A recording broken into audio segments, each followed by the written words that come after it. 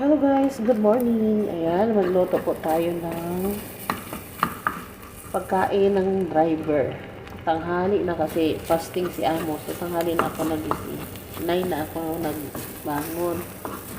So ano lang to guys, sibuyas, kamatis, sili, tomato paste, itlog, baharat, at saka asin. Yan lang.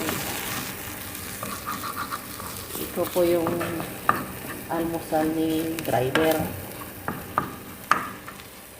Tapos, kape. Ay, hindi. Tsaa. At kubos, syempre. Nasa gilid na. Kunti lang nilagay kong tomato paste kasi nagtitipid ako. Yung kulay niya hindi na pula. Ay, naman to eh. May kamatis. So, ayan.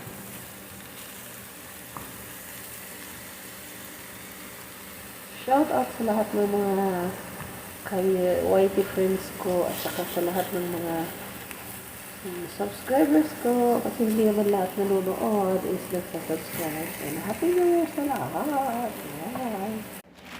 Tapos ito guys, mag-iingat tayo na kubos. So, ito yung kubos. Ayan, ito yung kubos pa-partner sa itlog. Gawin na natin tatlo kasi tanghali na, baka gutom na si Maniho. Initin lang natin yan ng isang minuto. So, ito po yung thermos. Nalagyan ko ng tsaa at saka may konting asukal. Alugin ko muna para malusaw yung sugar.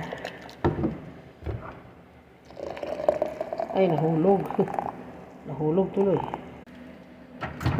Tapos na ang ating kubos, umuusok na sa ayan, init.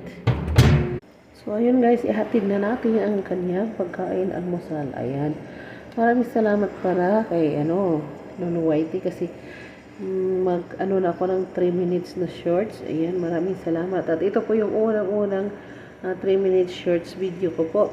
Sana supportahan po ninyo. Maraming salamat. Hindi ko na po paabutin ng 3 minuto at maghahati na po ako sa pagkain ni Maniho. Salamat po. Happy New Year!